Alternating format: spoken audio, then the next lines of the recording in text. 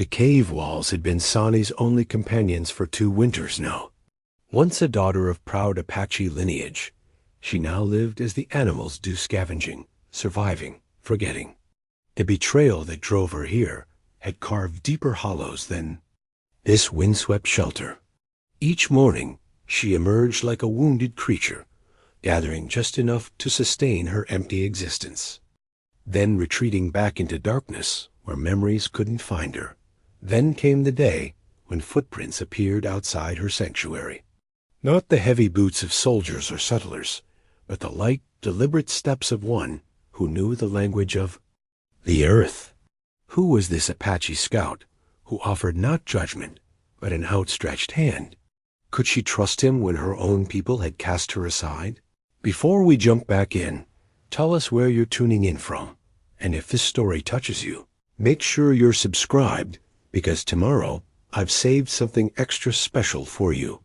Dawn broke over the mesa, painting the sandstone in shades of dye, amber and gold. Sani awoke, as she always did, alert, tense, listening. The cave that had been her home these past seasons offered little comfort, but it provided shelter and safety. A place where no one could find her. No one could hurt her again.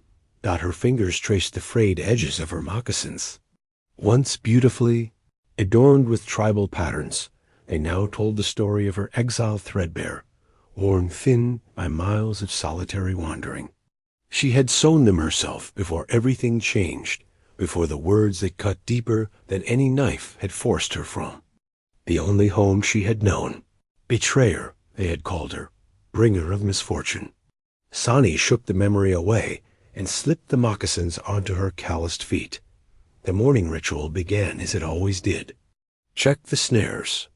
Gather water from the hidden spring. Collect the desert plants that sustained her meager existence. The yucca roots would be ready for harvesting, and if fortune smiled upon her, perhaps a rabbit had wandered into one of her traps. She stepped out into the morning light, squinting against its brightness. The land stretched before her vast, beautiful, and indifferent to her suffering. In another life, she would have greeted the sun with a prayer of gratitude. Now she moved silently, head bowed, conserving her words as carefully as she rationed her water. The first snare was empty. So was the second. At the third, she found evidence of a struggle, the twisted remains of her carefully crafted trap and tracks leading away. Too small for a coyote.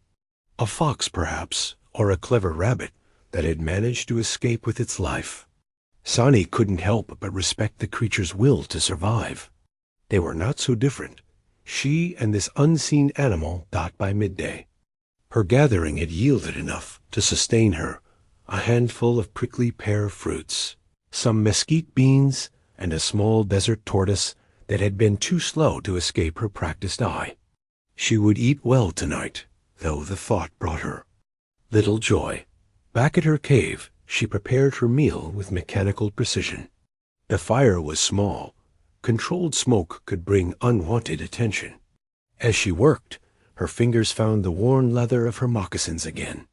They had carried her, far from shame and accusation, these faithful companions. When she had nothing else, she had the path beneath her feet and the strength to walk it. Sometimes, in the quietest moments before sleep claimed her, Sani would remember. The circle of women singing as they worked the clay. The children's laughter as they chased one another between the lodges. The strong hands of her father as he taught her to read the stars. The gentle smile of her mother as she showed Sani how to weave the sacred patterns. But those memories brought pain sharper than hunger, so she pushed them away, focusing instead on survival, one day at a time. One breath at a time.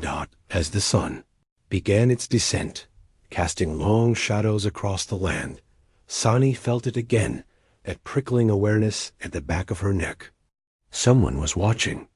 She had felt it yesterday too, and the day before.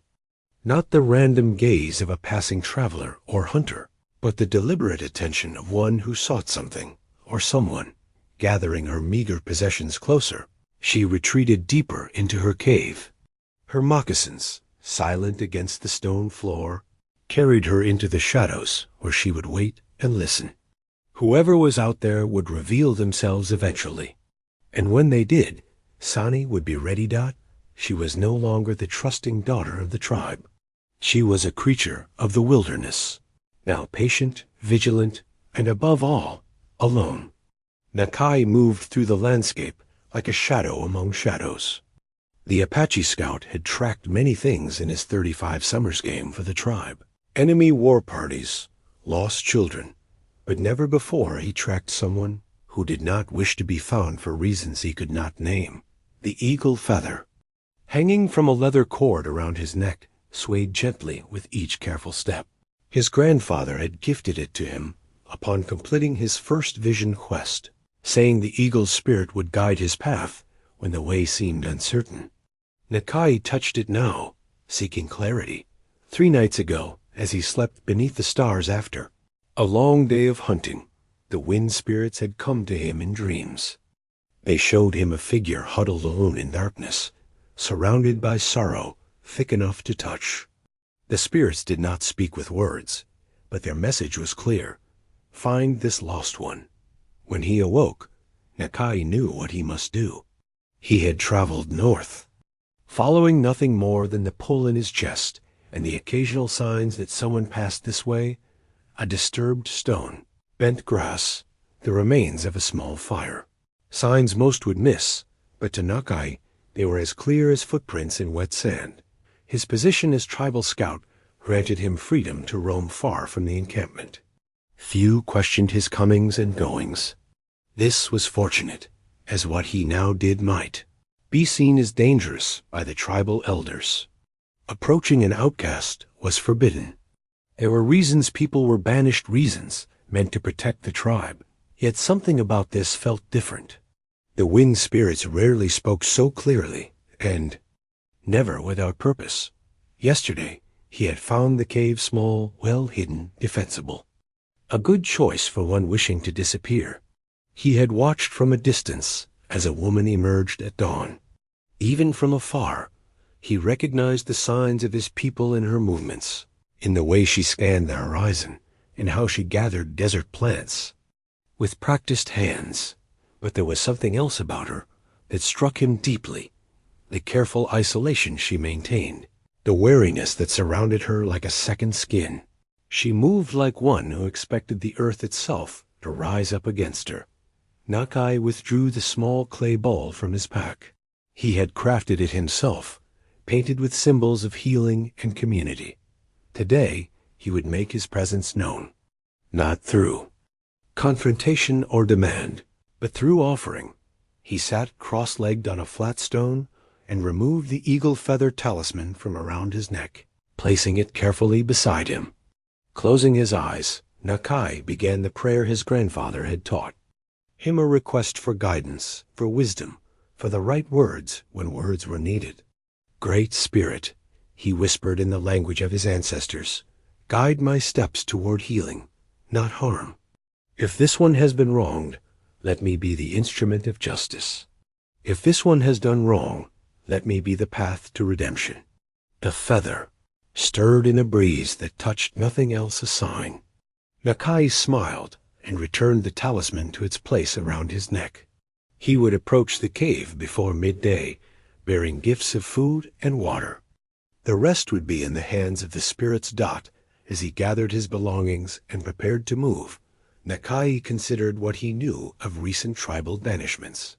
There had been few in recent seasons: a thief, a man who had broken sacred taboos, and a young woman accused of bringing illness to the children through forbidden practices. This last one had never seemed right to Nakai. The council's judgment had been swift, the evidence unclear. Could this solitary woman be her, the one they called Sani, the healer's daughter? If so, approaching her carried even greater risk to them both. But the eagle feather lay warm against his chest, and the wind whispered encouragement in his ear. Some paths must be walked regardless of danger. This Nakai knew with certainty. The sun had reached its highest point when Sani heard it, the deliberate scuff of foot against stone. not an animal. Someone wanted her to know they were approaching. Her body tensed. 2 winters in the wilderness had honed her instincts. She grabbed her small obsidian knife and pressed herself against the cave wall, becoming one with the shadows. "I come in peace," a male voice called from outside. The words were Apache, spoken with the accent of her people. "I bring food and water to share." Sani remained silent. Tricks had been used before to lure outcasts to their deaths. "I will leave these gifts at the entrance," the voice continued. "You may take them or not, as you choose."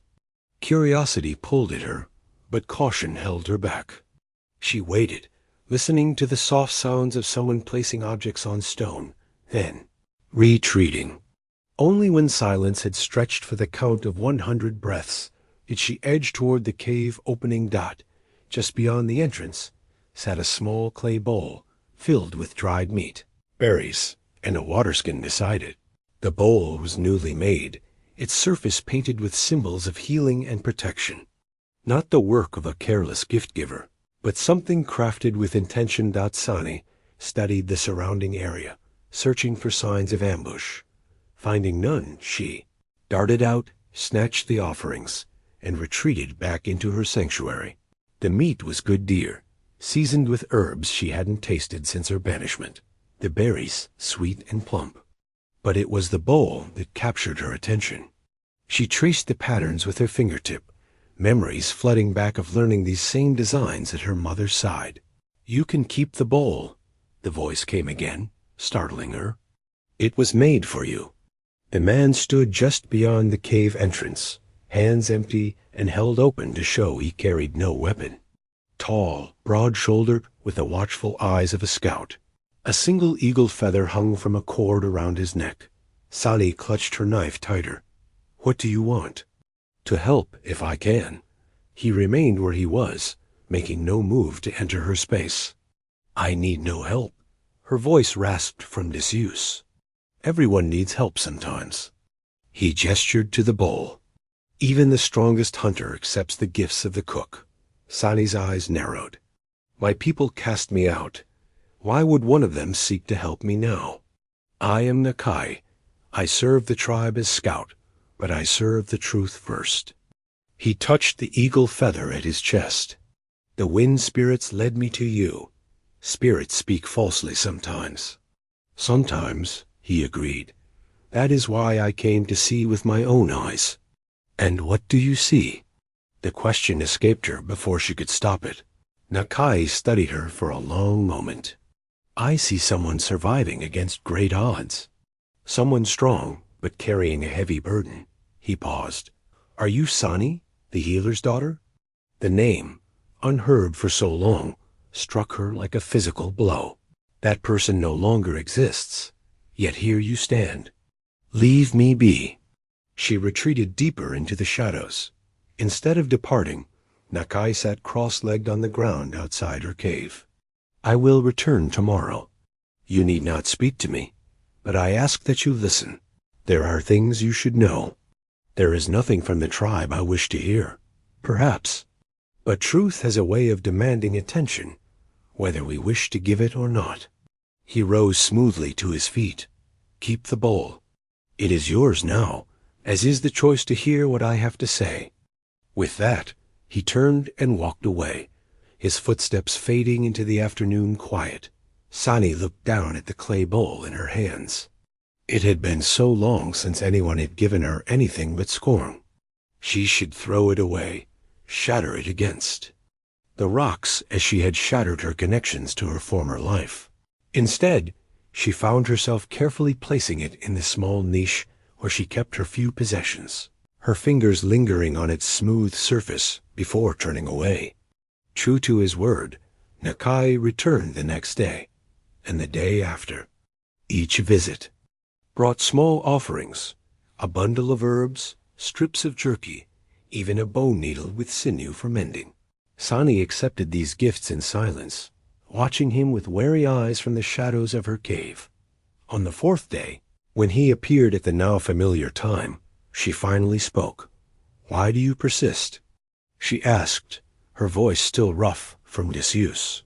She stood just inside the cave entrance, no longer hiding in the depths. Nakai settled into his usual spot, far enough away to pose no threat. Some things are worth persisting for. I am not one of those things. That, he said with a gentle smile, is where we disagree. A silence stretched between them, not entirely uncomfortable. The children, Sani finally said, the ones they said I cursed. Did they recover? Nakai nodded. All but one, who was already very weak. The sickness passed, as sicknesses do. Yet they still believe I caused it. Some do. Some questioned from the beginning. She absorbed this information, her face giving nothing away. And you? What do you believe? I believe in watching and listening before judging. I believe the wind spirits do not lead without reason. He reached into his pack and withdrew something wrapped in a cloth. I also believe that no one should live entirely alone.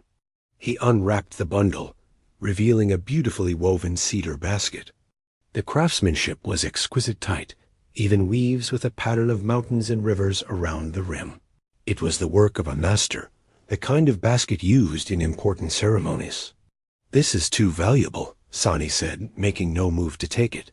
It was my grandmother's. She taught me that beautiful things serve a purpose beyond function. They remind us of who we are. He set the basket on the ground between them.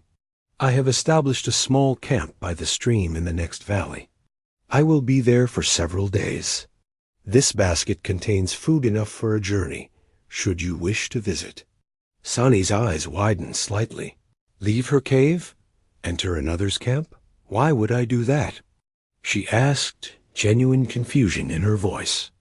Because despite everything, you are still Apache. And the Apache do not thrive in isolation. He stood, brushing dust from his leggings.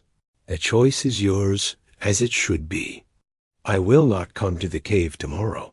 Instead, I will wait at my camp. With that, he departed, leaving the basket behind. Sani stared at it for a long time, before finally reaching out to touch the intricate weaving.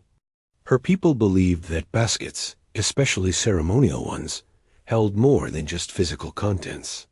They contained stories, blessings, connections to those who had made them and those who had used them. That night, sleep eluded her. The basket seemed to glow in the faint moonlight that penetrated her cave. It was the most beautiful thing she had seen since her banishment.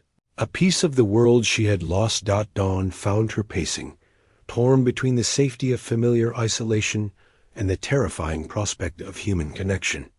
The cedar basket sat in silent invitation, filled not just with food but with possibility. This is foolishness, she muttered to herself as she gathered her few essential possessions. Yet something pulled her forward, perhaps curiosity, perhaps loneliness, perhaps the faint whisper of hope she had thought long extinguished.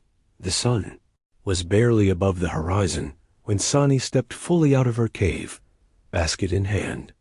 She paused, looking back at the shelter that had been her only home and protection for 2 long winters.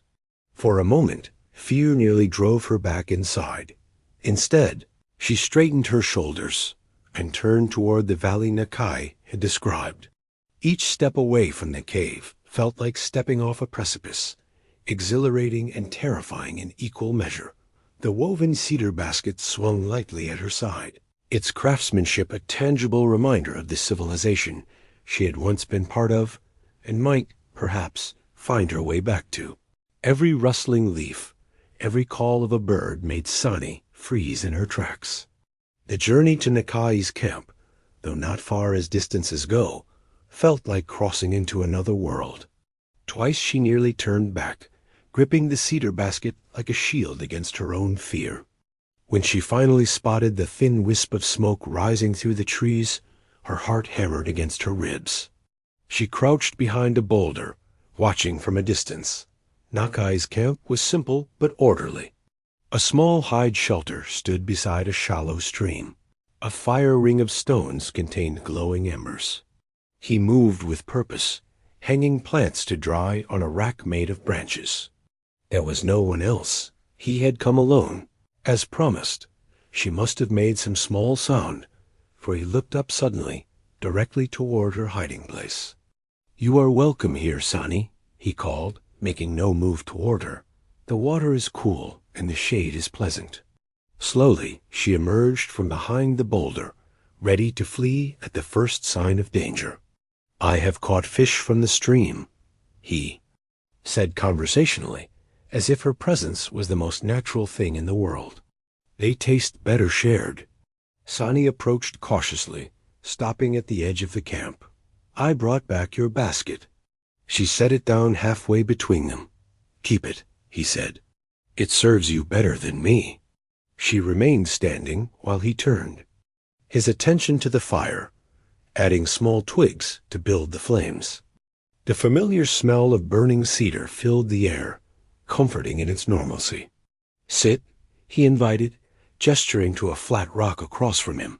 "No one will harm you here." After a moment's hesitation, Sani perched on the edge of the stone, poised for quick escape. They ate in silence fresh fish wrapped in wild grape leaves, roasted over the fire. The flavors exploded on Sani's tongue, so different from her meager cave meals. She hadn't realized how hungry she was until the food was before her. "The fire always draws us," Nakai said, breaking the silence. "It is the first thing that separated our ancestors from the animals." Sani watched the dancing flames. "I have not had a proper fire since." She trailed off. "Since your banishment." He nodded. "It is difficult to make fire alone. I lost my fire-starting tools during the first storm season. After that, I learned to eat things that needed no cooking." Her voice was matter-of-fact, but Nakai's eyes showed understanding of what such a loss meant.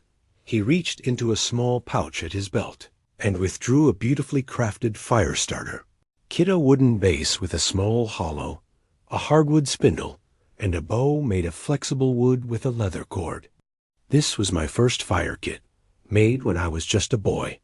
He held it out to her. "It has served me well. Now it should serve you." Sani stared at the offering, its significance far greater than the practical use. Fire meant warmth, cooked food, protection from animals, light in darkness, all the comforts of civilization she had been denied. "I cannot take this." "You can," he said simply. "And I will show you how to use it properly, so the flames always answer your call." Their fingers brushed as she finally accepted the gift.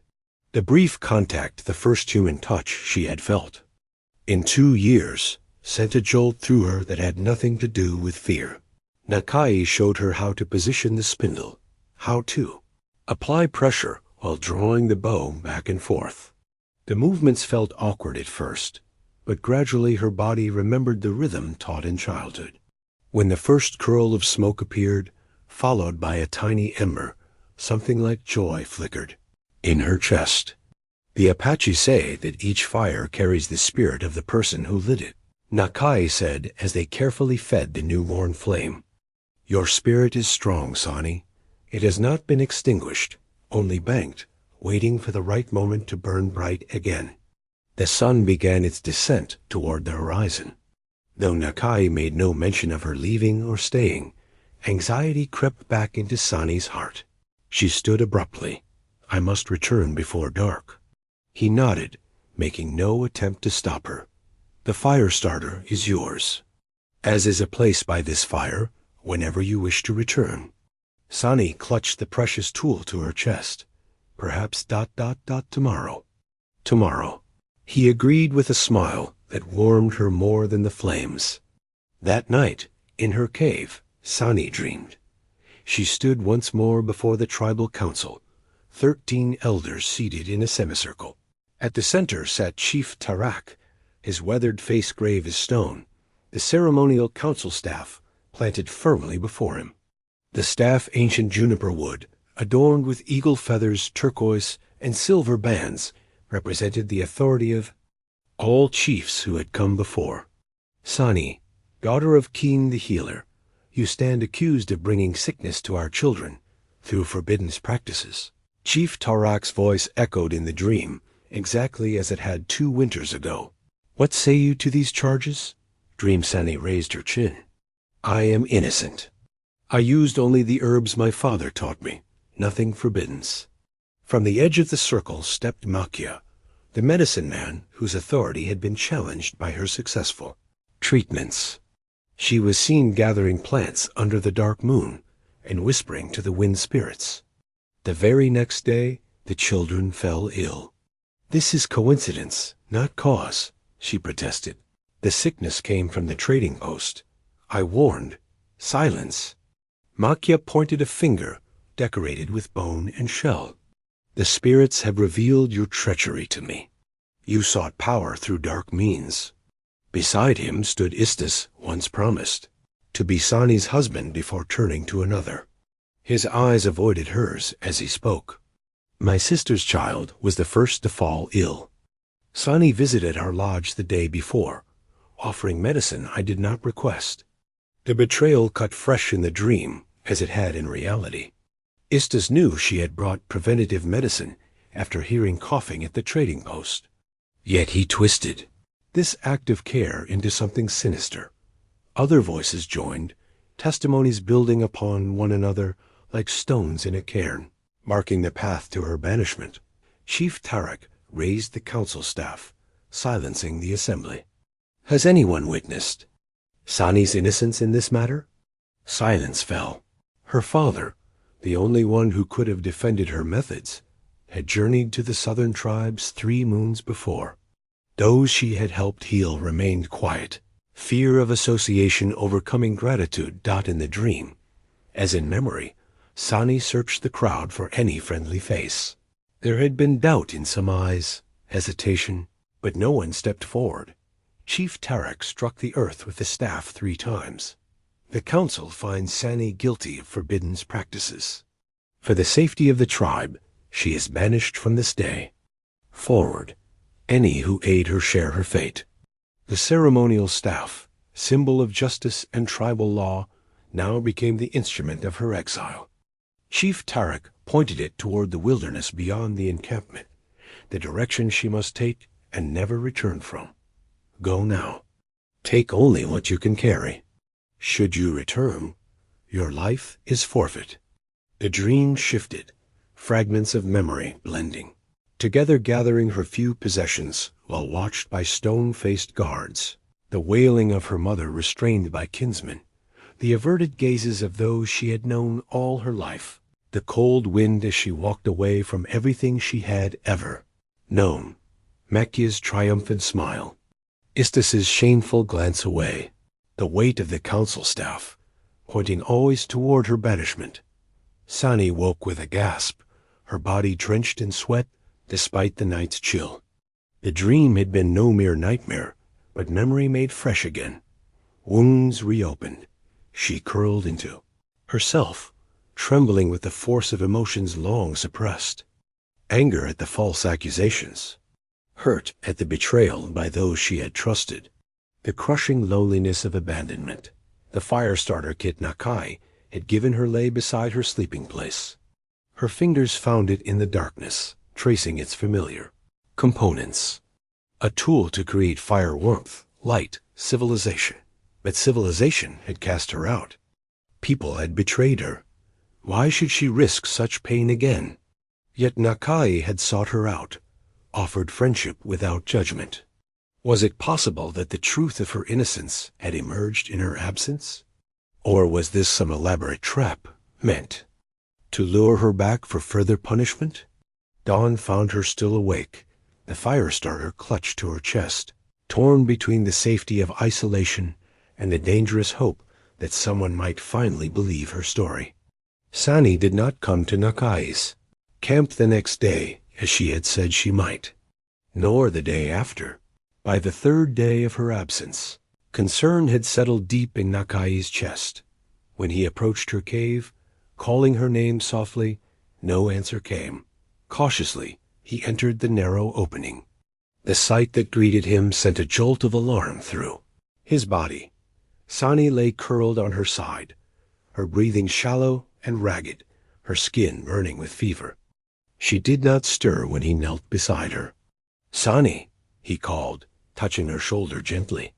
Her eyes fluttered open, glassy and unfocused. Father, she murmured, did you bring the willow bark? Nakai recognized the signs immediately: fever, confusion, the dry cough that rattled in her chest, the mountain sickness that sometimes struck those who pushed their bodies too hard without proper nourishment.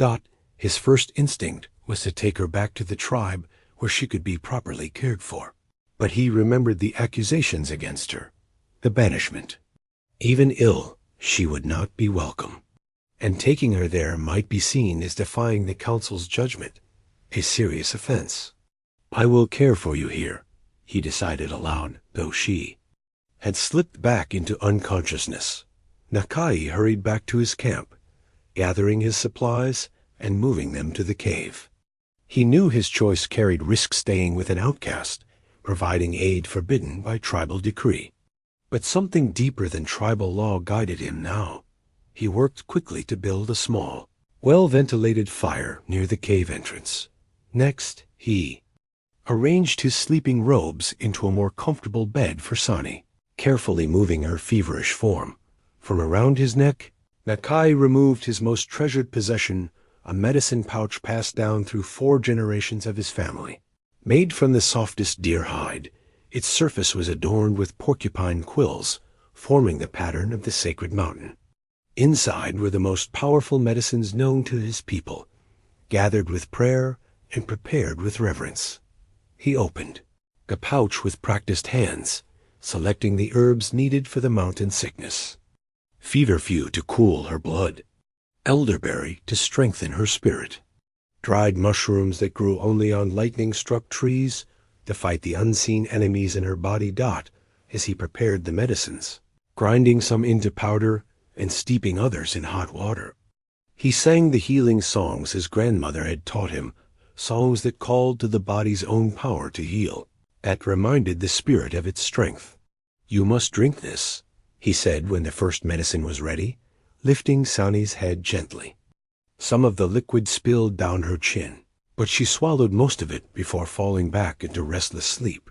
Through the night, Nakai maintained his vigil.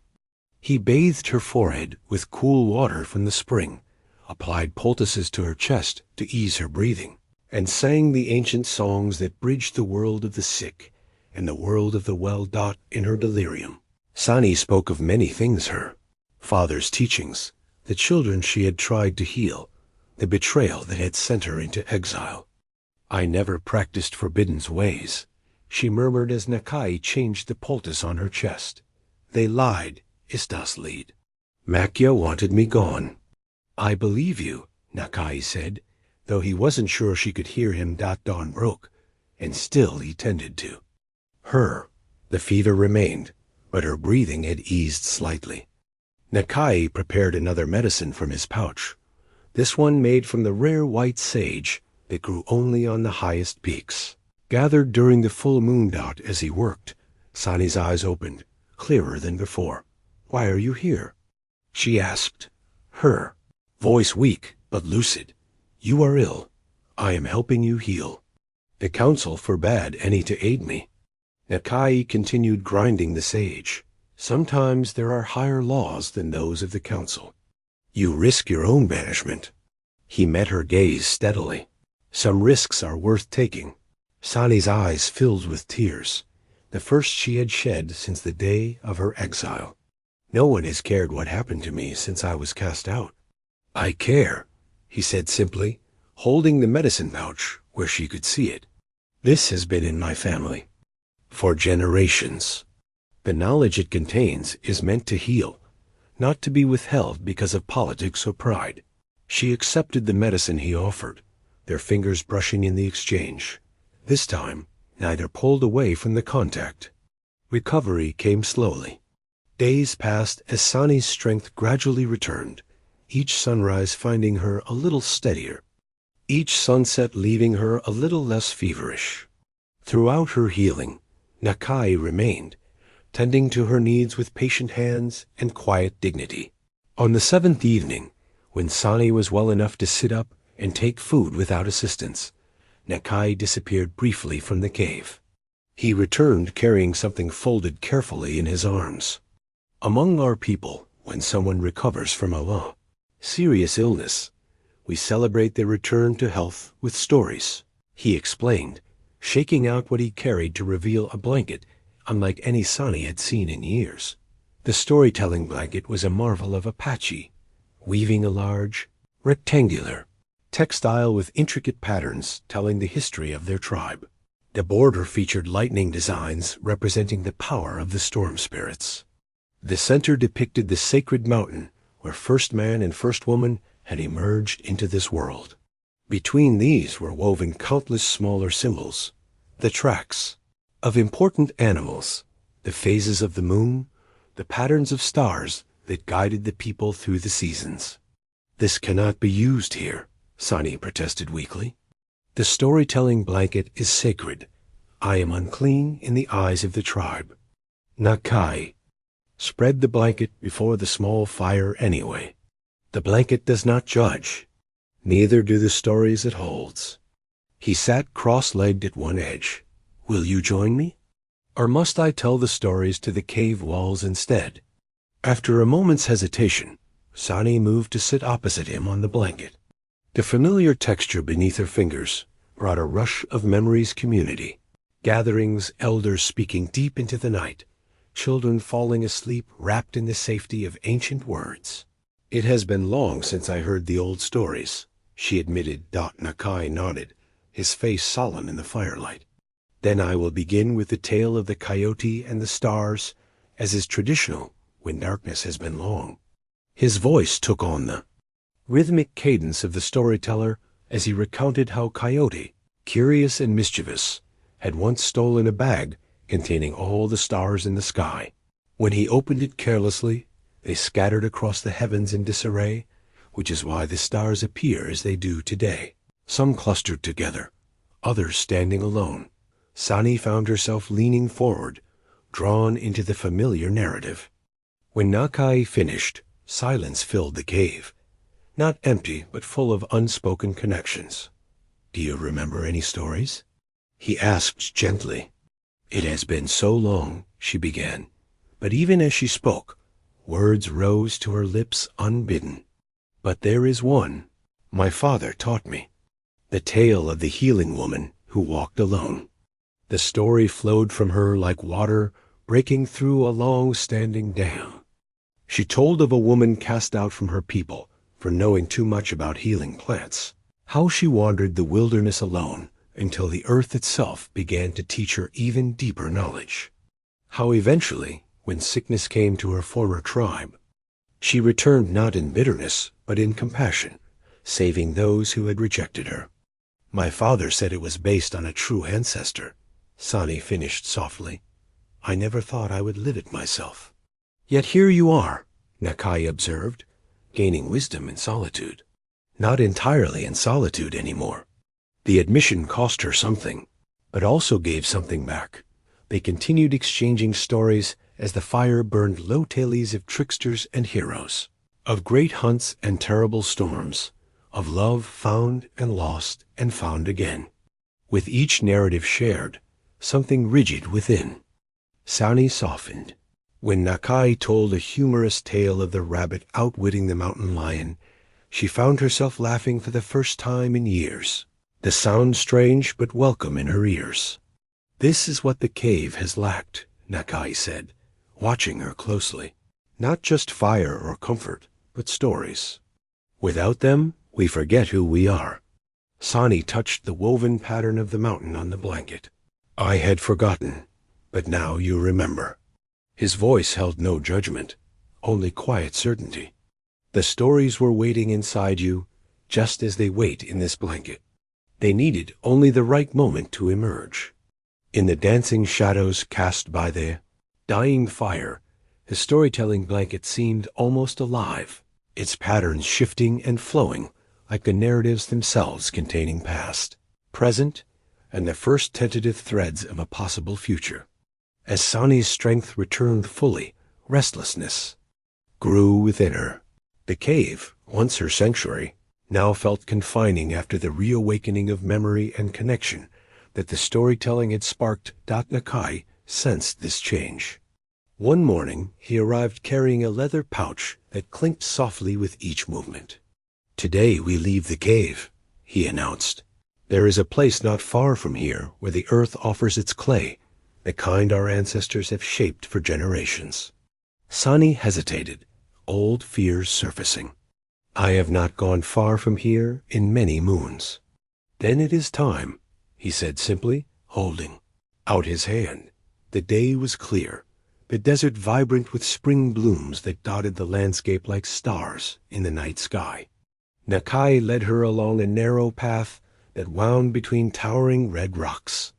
They walked in comfortable silence until the path opened to a small, secluded valley where a stream had carved its way through the earth, exposing layers of clay in shades of red, white, and brown. "My grandmother brought me here as a child," Nakai said, kneeling beside the stream bank. "She said this clay remembers the hands of our people from the beginning of time." He opened the leather pouch, revealing a collection of finely crafted pottery tools, bone scrapers, polished smooth by years of use, small wooden paddles for shaping, reeds cut to precise lengths for creating patterns, and a curved stone burnisher that gleamed in the sunlight. These were hers, he explained, handling each tool with reverence. "When she passed to the spirit world, she left them in my care, though I have little skill with clay." "Why bring them to me?" Sani asked, though something in her already knew. The answer: "Because your hands remember what mine never learned." He offered her the tools. "Because some knowledge should not be lost." Sani accepted the pottery tools, their weight familiar yet strange after so long. She knelt beside Nakai at the stream bank, her fingers testing the clay's consistency, muscle memory guiding her through the assessment of its quality. "This white clay," she said, breaking her silence, "it's perfect for ceremonial vessels." She moved a few feet away. "And this red clay here strong enough for cooking pots that withstand the fire." Nakai smiled, watching as she gathered small samples of each. "Your father was known for his healing, but your mother's pottery was equally respected." "She taught me from the time I could walk," Sani said, the admission bringing both pain and pleasure. "Each morning before the sun rose, we would work the clay together." She said the spirits of the clay were most cooperative in the early light. They gathered what they needed and returned to a flat area near the cave entrance. There, Sani began the process she had not practiced in 2 winters, wetting the clay, working it with her hands to remove impurities, adding fine sand from the stream to strengthen it. Nakai watched, occasionally handing her tools as needed, asking quiet questions about each step. His presence was unobtrusive yet supportive, allowing her to rediscover the rhythm of creation. As her hands shaped the first small bowl, memories flowed through her fingers into the clay, her mother's patient guidance, the circle of women working together, the songs they sang to honor the earth that provided the material. Her movements grew more confident with each turn of the emerging vessel. "It's not perfect," she said when the small bowl took its final form, simple but elegant in its proportions. "The first one never is," Nakai replied, "but it's a beginning." Sani ran her finger along the rim, feeling where it wavered slightly. "In the tribe, the first vessel made after a significant change is meant to be given away to release the maker from past mistakes." She looked up to find Nakai watching her intently, his eyes warm with understanding. Without further words, she offered him the small bowl. "I accept this gift and the meaning it carries," he said formally, taking it with both hands, as tradition dictated. Something shifted between them in that moment, a recognition of the teaching and learning flowing both ways, of trust tentatively extended and carefully honored. "Tomorrow," Sani said, her voice stronger than it had been since her illness, "I will show you how to make a water jar that keeps its contents cool even in the hottest sun." Nakai smiled, "And I will be here to learn." The days fell into a gentle rhythm. Each morning, Sani worked with the clay, creating vessels both practical and beautiful. Each evening, she and Nakai shared stories by the fire. The cave began to feel less like a place of exile and more like a dwelling simple but dignified. One evening, as twilight deepened into true darkness, Nakai appeared at the cave entrance with an unusual request. "Tonight, we should climb to the high mesa," he said. "The sky will be especially clear, and the moon rises late." Curiosity overcame Sani's habitual caution. They climbed the narrow trail behind her cave, ascending to a flat expanse of stone that offered an unobstructed view of the heavens. Far from any tribal fires or settlements, the night sky revealed itself in all its glory. A vast blanket of stars scattered across the darkness. Nakai spread a soft deerskin on the ground, inviting Sani to sit. She noticed immediately that this was no ordinary hide. The inner surface had been scraped until pale, then carefully painted with intricate patterns of dots and lines connecting them, a star chart rendered by a master hand. "My grandfather was a star reader," Nakai explained, smoothing the hide reverently. "He created this chart over many seasons, recording the patterns that guide our people through the year." Sani ran her fingers over the painted constellations. "My father spoke of such charts, but I never saw one so complete. Few exist now. The younger ones prefer to learn from the traders and their paper books." There was no judgment in his voice, merely observation. "But the stars themselves remain the same." They lay back on the cool stone, the star chart between them, and Nakai began to identify the constellations overhead, connecting them to their representations on the deerskin. "Bear," he pointed, "is the great bear that guards the northern sky. And there, the 7 sisters who dance through the winter nights." Sani followed his gestures, memory stirring. "And that bright star, that is the eye of the mountain lion. Yes, yes." Approval warmed his voice. "You remember the old names. My father taught me some. He said the stars guide not just our feet, but our ceremonies, that knowing when to plant, when to harvest, when to hold the sacred rites, all came from reading the sky." Nakai nodded. "The chart shows more than just the stars themselves. See these marks along the edges?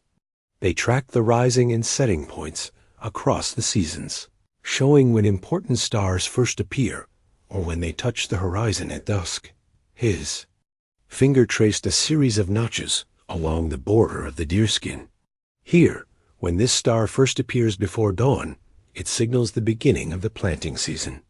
And here," he moved to another section, "when these 3 stars align with the western mesa at sunset, the autumn ceremonies must begin."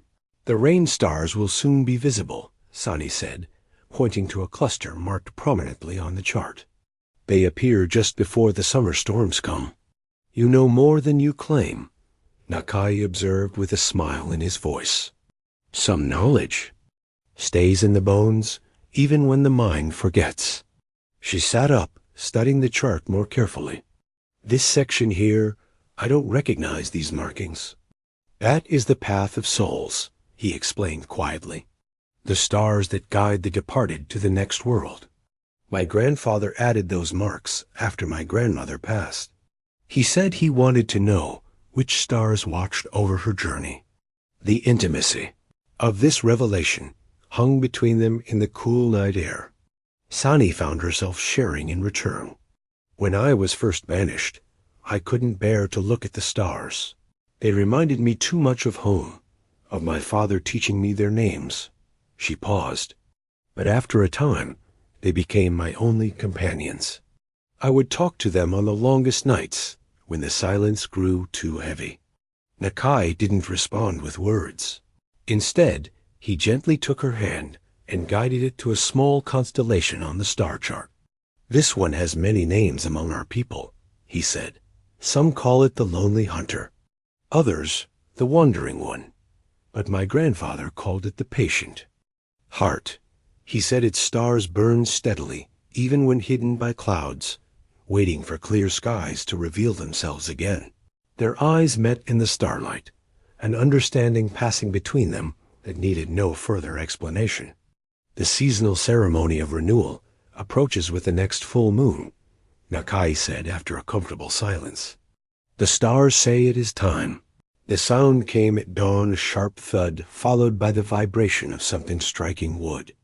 Nakai, who had taken to sleeping at the small camp outside Sani's cave, was on his feet instantly, knife in hand.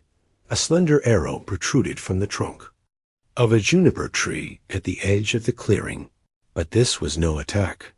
The arrow's tip was blunted, its shaft wrapped with red and white thread, a message arrow, used by Apache scouts to communicate urgently when silence was necessary. Nakai approached cautiously, scanning the surrounding terrain. Seeing no immediate threat, he removed the arrow from the tree. A small piece of rawhide had been tightly rolled and secured to the shaft with sinew. He untied it carefully, unrolling the message written in charcoal using the private symbols of the tribal scouts. His expression darkened as he read. When he looked up, Sani stood at the cave entrance, watching him with guarded eyes. "What is it?" she asked. Nakai hesitated, weighing truth against protection. "A warning," he finally said, holding up the message arrow.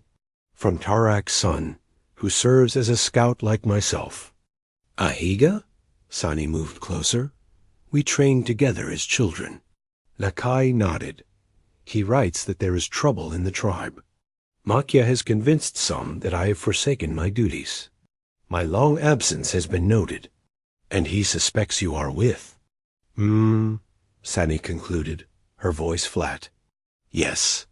Ahiga overheard Makya speaking with the council. They believe I may be." He paused, searching for the gentlest words, contaminated by association with an outcast. Sani's face revealed nothing, but her hands clenched at her sides. "You should return to the tribe immediately. Tell them you were on an extended hunting journey. They will believe you." "I will not lie." "Then tell them you found me, but kept your distance. Say you were watching to ensure I remained far from tribal lands." Her voice took on an edge of desperation. "Say anything that will protect you from sharing my fate." Nakai held the message arrow between them. "Ahiga writes more. He says Makya's influence has grown troubling. Several who questioned his authority have fallen mysteriously ill. The chief listens to him above all others now. All the more reason for you to distance yourself from me, or all the more reason to seek truth." Nakai's voice was quiet but firm. "Ahiga also writes that your father has returned from his journey to the southern tribes." Sani froze. "My father is back?" "Yes. He arrived 3 days ago and immediately challenged your banishment. He demands to know the evidence against you." Hope and fear warred in Sani's expression. "And what was the council's response?" "The message doesn't say." Nakai tucked the warning arrow into his belt. "But Ahiga writes that your father is not alone in his questions. Others have begun to speak of your healing skills, comparing them to Makaya's recent failures." Sani turned away, her shoulders tense. "This changes nothing. You must return to protect yourself." "It changes everything," Nakai countered gently. "If doubt about your guilt has taken root in the tribe, there may be a path for you to return and clear your name. And if not, if this is Makya's trap to complete my destruction and add you to his list of enemies." Nakai stepped closer, close, enough that she could not avoid his gaze. "Then we will face it together. I did not find you by accident, Sani. The wind spirits guided me for a purpose. The spirits make mistakes." "Not about this." He touched the eagle feather at his chest. "Not about you." Something shifted in Sani's eyes, a softening, a recognition of something offered without expectation of return. "What does Ahiga advise?" she asked finally. "He suggests a meeting at the sacred grounds beyond Shadow Canyon. It is neutral territory, protected by ancient taboos. Even Makya would not violate the peace of that place." Nakai held up the message arrow. Ahiga offers to bring your father there in 7 days' time, and if it's a trap, then we will know. Our enemies openly, rather than living in fear of shadows. Nakai placed the message arrow in her hands. But I do not believe Ahiga would betray us. He risks much by sending this warning. Sani traced the red and white threads wrapped around the arrow's shaft colors, signifying both danger and hope in Apache symbolism. 7 days, she said, her voice barely above a whisper. After 2 winters of exile, I have 7 days to decide. If I dare to face my past, dawn of the 7th day broke clear and cold. Sani stood at the cave entrance, watching the first light touch the distant mesas. The decision had been made during long nights of deliberation. They would go to the sacred grounds, risking much for the chance of truth. Are you ready? Nakai asked, approaching with their small packs of provisions. Sani nodded, unable to find words for the storm of emotions within her. Hope and dread, anticipation and fear, all twisted together like the strands of a complex weaving. Before setting out, Nakai produced a small pouch from inside his shirt. Made of soft buckskin dyed a deep red, it was elaborately decorated with porcupine quillwork, forming the image of an eagle in flight. From its opening protruded several small bundles of herbs bound with colored threads. A sacred tobacco pouch, he explained, holding it with reverence. Before any journey to holy ground, we must prepare ourselves properly. He removed one of the bundles, unwrapping it to reveal a mixture of tobacco leaves and fragrant herbs. With practiced movements, he created a small offering, which he then burned in a shallow stone dish. As the smoke rose, he used his hands to direct it over Sani's head and shoulders. May the smoke clear your path, he said in the formal cadence of ritual. May it carry your true intentions to the ancestors who wait at the sacred grounds. He repeated the process for himself, then offered the pouch to Sani. Take this with you. We will need it when we arrive.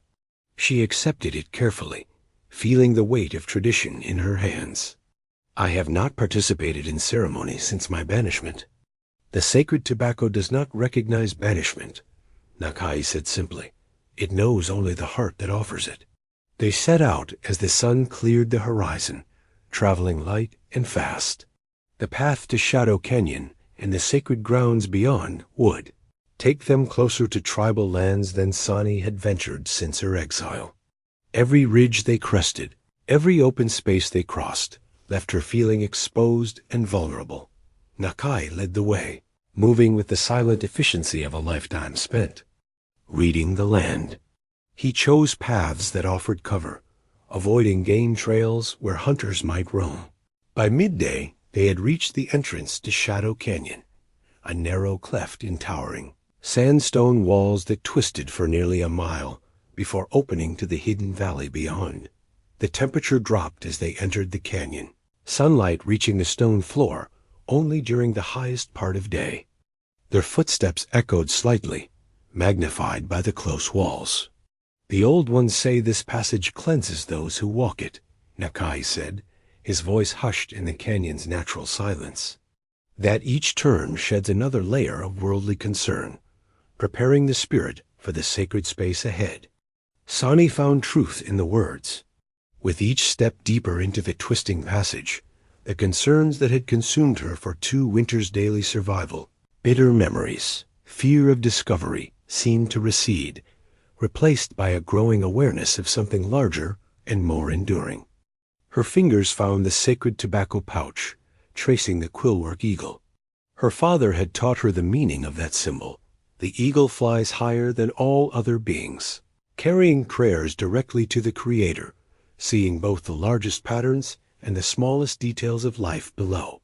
Tell me about the sacred grounds, she requested, as they navigated a particularly narrow section of the canyon. I never visited them before my banishment. They have been holy to our people since the time of the ancient ones, Nakai explained. A place where waters emerge from stone, where certain plants grow that are found nowhere else, where the boundaries between worlds grow thin. and the taboos protecting it. None may bring weapons there. None may speak falsely. None may harm another, even an enemy. He glanced back at her. Even the most bitter tribal conflicts are suspended within its boundaries. The canyon began to widen, hints of greenery appearing ahead surprising in the desert landscape. The quality of light changed, becoming softer, almost luminous. We approached the threshold, Nakai said, stopping before the final turn. Once we pass beyond, we enter the sacred grounds proper. Are you prepared? Sani clutched the tobacco pouch tightly, drawing strength from its presence. 2 winters ago, she had left her people in shame and rejection. Now she would face them again, not as a broken exile, but as a woman reclaiming her truth. I am ready, she said, and was surprised to find she meant it. The sacred grounds revealed themselves in gentle stages first, the sound of water trickling. Over stone, then the sweet scent of sage and juniper. Finally, the sight of a secluded valley cradled between towering cliffs.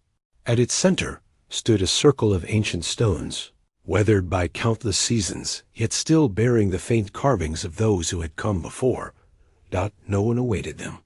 They had arrived a day early by Nakai's design, giving Sani time to reconnect with this holy place before facing others. Your father and Ahiga will come tomorrow at dawn, Nakai explained as they made a small camp near the stone circle. Tonight belongs to preparation. From his pack, he withdrew a bundle wrapped in soft deerskin and tied with 7 different colored cords: red for life, black for wisdom, white for clarity, blue for truth, yellow for healing, green for growth, and purple for transformation. The Vision Bundle. I had hoped we might have time for this, he said, placing it carefully on a flat stone. The sacred grounds are one of the few places where a proper vision quest can be undertaken. Sani regarded the bundle with a mixture of reverence and apprehension. I am not prepared for such a ceremony. Few ever are, Nakai replied with gentle humor. That is why it transforms. As twilight deepened, he instructed her in the preparation rituals. First came purification washing in the small spring that emerged mysteriously from the rock face, its waters cool and sweet. Next, the creation of a personal circle, using stones gathered from the 4 directions. Within this space, Sani would spend the night in solitary communion with the spirits of the place. What do I seek in this vision? She asked as Nakai prepared to leave her to her solitude. That is not for me to say. He untied the 7 cords of the vision bundle, revealing its contents: a small clay pipe, a pouch of sacred herbs, an eagle feather, a crystal of quartz, a carved wooden animal that might be a bear or wolf, a small bag of cornmeal, and a bone whistle. Each item has its purpose, he explained. The pipe to carry your prayers as smoke, the herbs to open your senses, the feather to connect you to sky spirits, the crystal to focus your thoughts, the carving to remind you of your connection to all living things, the cornmeal for offerings, the whistle to call helpful spirits if fear overwhelms you. He arranged these items in a semicircle before her. I will withdraw now to my own prayers. Until dawn, this circle is yours alone. Left in solitude as darkness fell completely, Sani followed the ancient protocols as best she remembered them. She created a small fire, offered pinches of the sacred herbs to the flames, and inhaled the fragrant smoke that rose in spiraling tendrils. Time lost meaning as the night deepened. Stars wheeled overhead, unnaturally bright in the clear desert air. The small fire burned down to embers that glowed like terrestrial stars, creating a mirror of the heavens above. Somewhere in that timeless space, the visions began. First came the expected fears, Machia's accusing face, the council's judgment, the long, lonely path of exile. Sani watched these images rise and dissolve like smoke, neither embracing nor rejecting them. Then deeper visions emerged. She saw her father searching for her, traveling from camp to camp among the southern tribes, his grief a palpable thing. She witnessed Nakai receiving guidance from the wind spirits, his path inexorably drawing him toward her cave. She observed Makya in secret rituals that made her blood run cold, prayers directed not to the Creator, but to darker forces that demanded pain and isolation as payment for power. Most surprisingly, she saw herself not as she was now, but as she might become. A woman standing tall before the tribe, speaking healing words that mended not just bodies, but the torn fabric of the community itself. This future self wore the mantle of wisdom with quiet authority, having transformed suffering into insight. The bone whistle lay untouched. Even in the most challenging visions, Sani found herself capable of witnessing without being consumed by fear. As the first hint of dawn lightened the eastern sky, a final vision came clearer than all the others. Her mother, dead these 5 years, stood before her with love radiating from her familiar face. "The path home is through truth, daughter," the vision spoke, "not through bitterness or vengeance. Remember who you are, not outcast, not victim, but healer." The vision dissolved as sunlight touched the sacred circle. Sani opened eyes she hadn't realized were closed, feeling both exhausted and strangely renewed. Nakai approached silently, respect in his bearing. "The light returns," he said simply. "Yes," Sani replied, gathering the items of the vision bundle with steady hands, inside and out. Morning brought clarity to the sacred grounds, the kind of crystalline desert light that defined every edge and shadow with precision. Sani and Nakai shared a simple meal as they awaited the arrival of her father and Ahiga. "Someone comes," Nakai said suddenly, his head lifting like a deer scenting danger.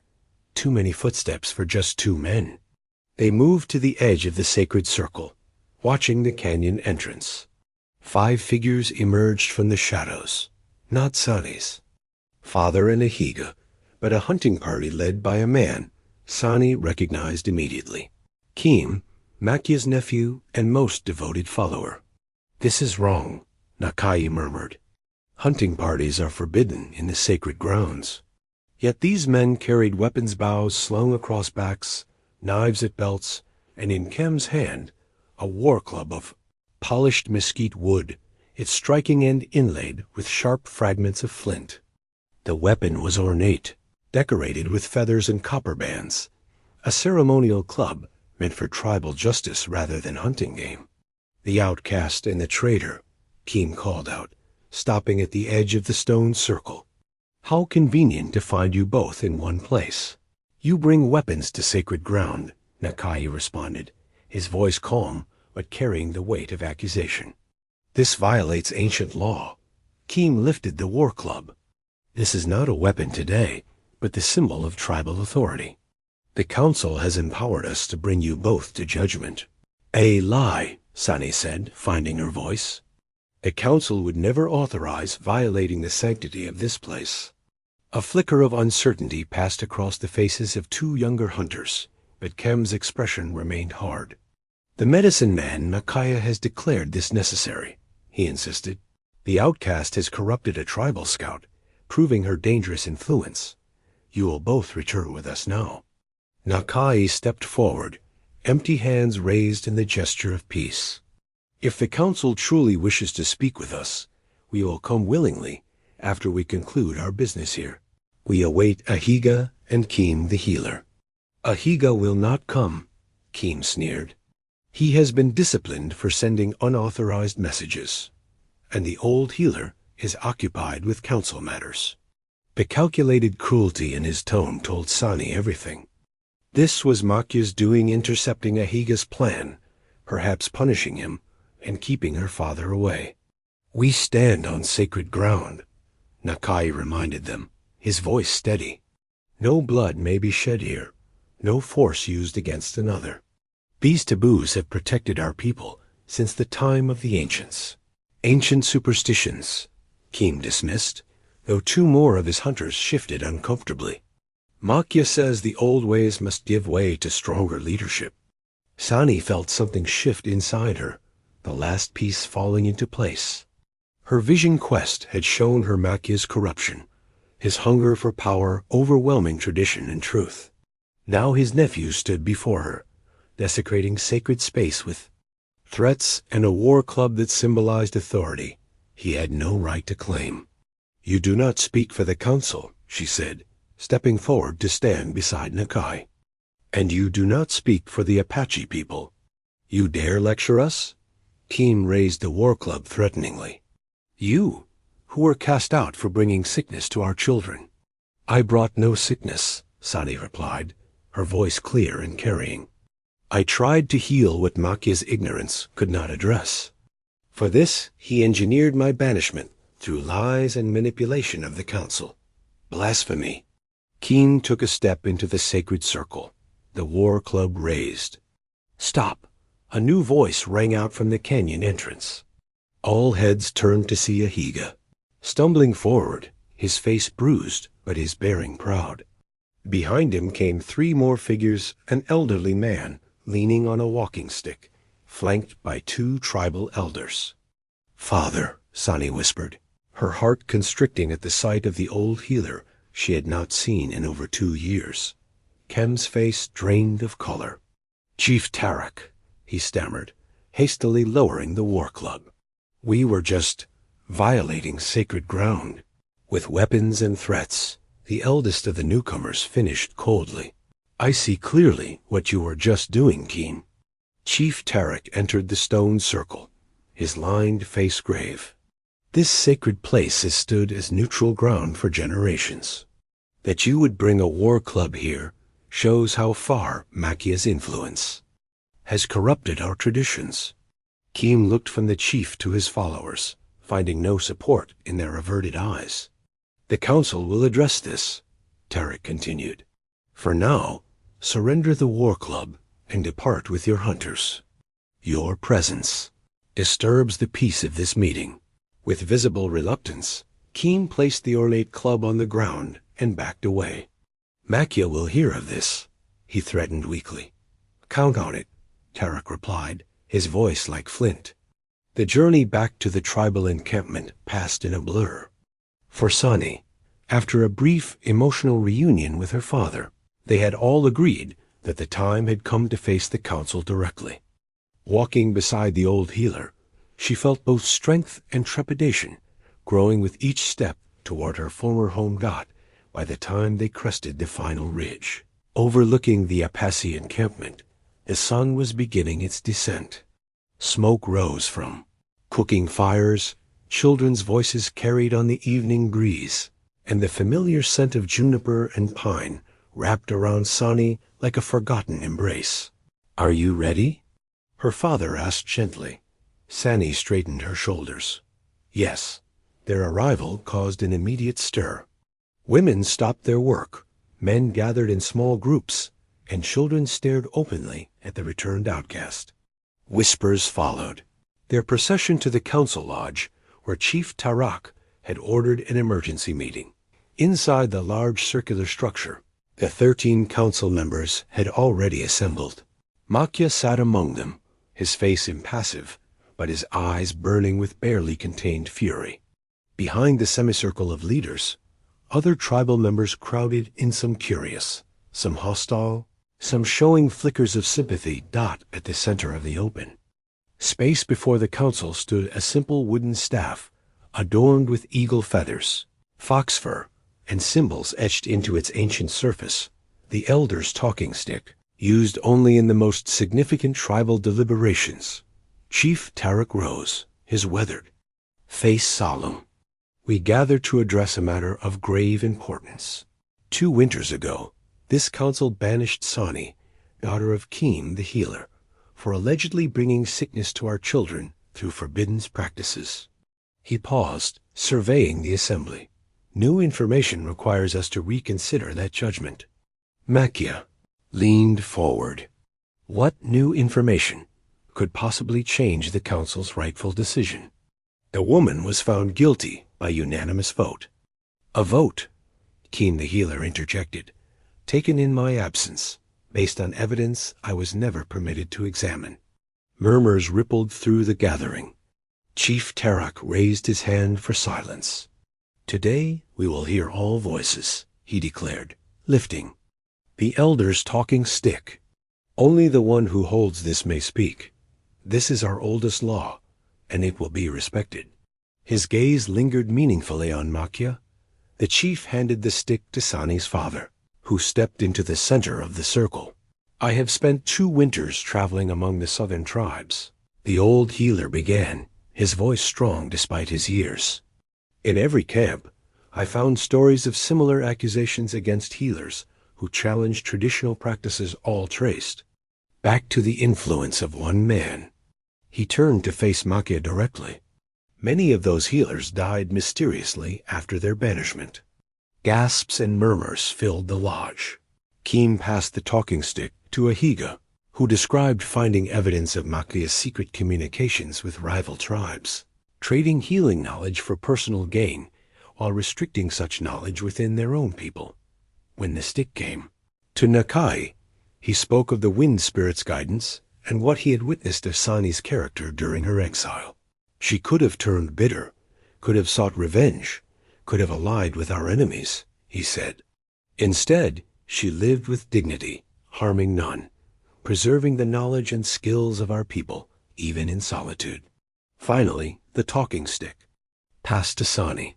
A hush fell over the assembly as she stood before them, this woman who had survived 2 winters alone in the wilderness.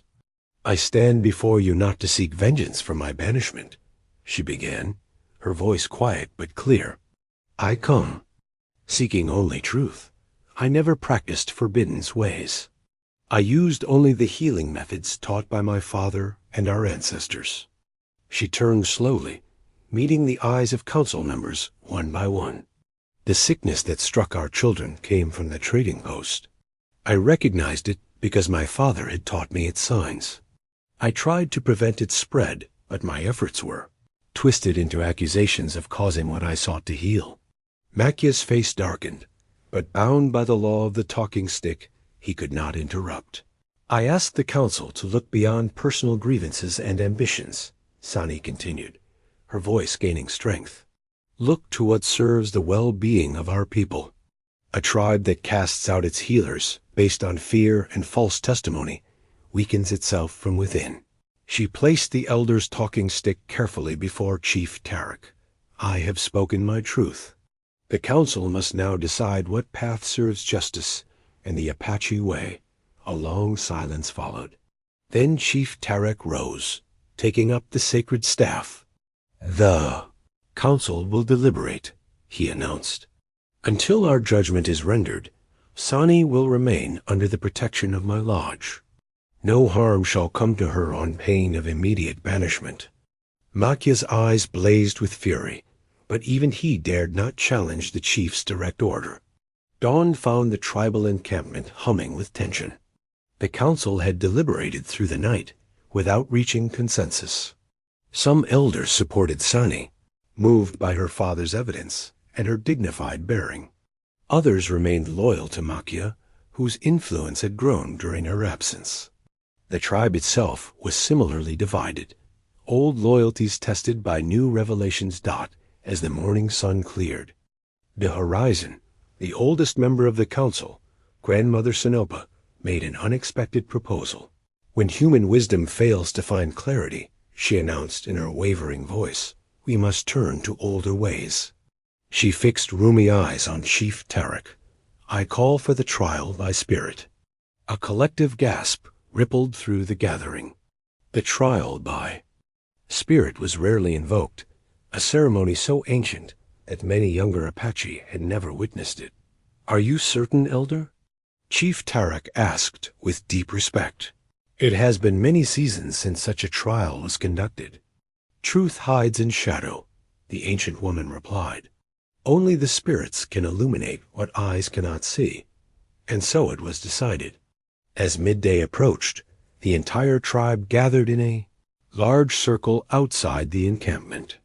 At its center, a fire pit had been prepared with particular woods chosen for their sacred properties. Beside it lay a smooth, oval stone, approximately the size of a man's hand, obsidian black, with veins of clear crystal running through it like frozen lightning. The Truth Stone.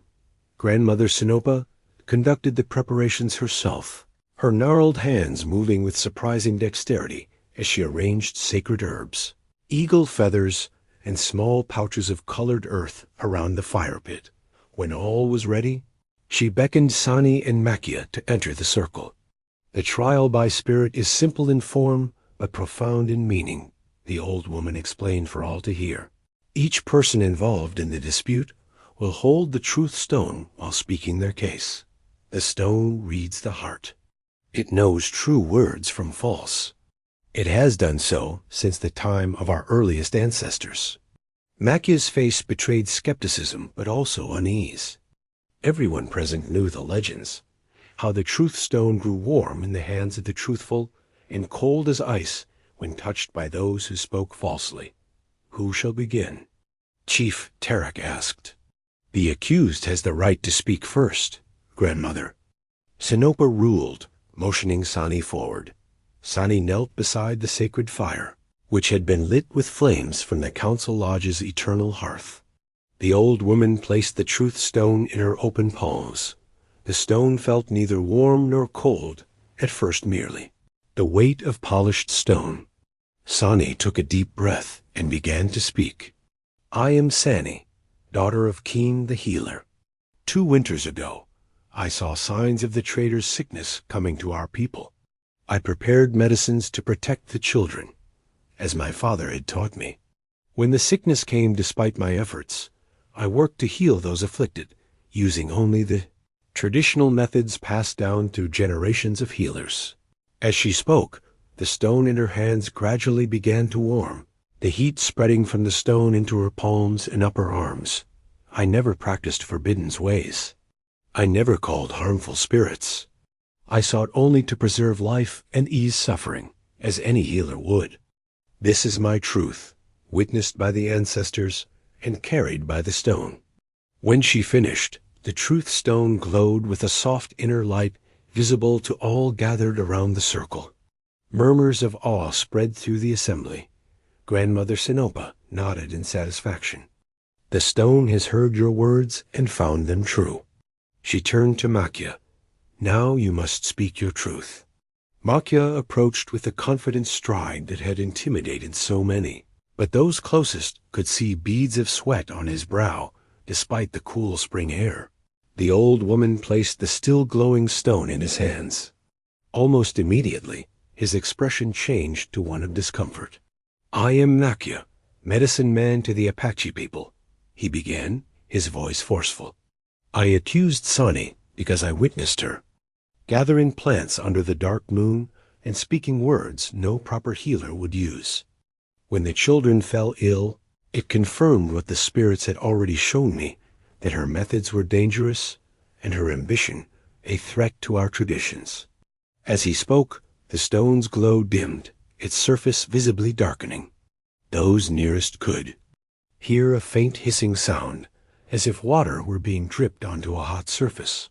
I acted only to protect the tribe from dangerous practices, Makia continued, his voice rising defensively. Everything I did was for the good of... He broke off with a cry of pain, dropping the truth stone, which fell to the earth with a dull thud, its surface now completely dark and frosted as if with ice. The stone has judged, Grandmother Sinopa declared into the shocked silence. It finds your words false, your heart clouded with deception. Makia looked wildly around the circle, finding no sympathy in the faces of those who had once supported him. This is meaningless superstition, he shouted. The old woman has tricked you with a stone that... Enough, Chief Tarek interrupted, his voice heavy with authority. The trial by spirit has revealed what our own judgment could not discern. Sani is innocent of the charges brought against her. Her banishment is ended. The days following the trial by spirit unfolded with the steady rhythm of healing. Makia, unable to face his disgrace, had fled in the night, a self-imposed exile that many saw as fitting justice. The council, under Chief Tarek's guidance, worked to undo the damage done during Makia's influence, reviewing other judgments he had shaped, restoring relationships he had poisoned. For Sani, the return to tribal life came gradually. After 2 winters of solitude, the constant presence of others, their voices, movements, expectations, sometimes overwhelmed her. She would retreat to the quiet of her father's lodge, or walk alone at the encampment's edge, finding her balance between community and the inner stillness she had cultivated in exile. Through it all, Nakai remained a steady presence, neither demanding nor distant, but available when needed, respectful of her space when not. Their connection, forged in the crucible of her exile, transformed naturally as her circumstances changed. 1 month after her return, as the tribe prepared for the summer solstice ceremony, Sani's mother's sister, Tapia, came to the healer's lodge carrying a large bundle wrapped in soft deerskin. "It is time," the older woman said simply. Sani understood immediately.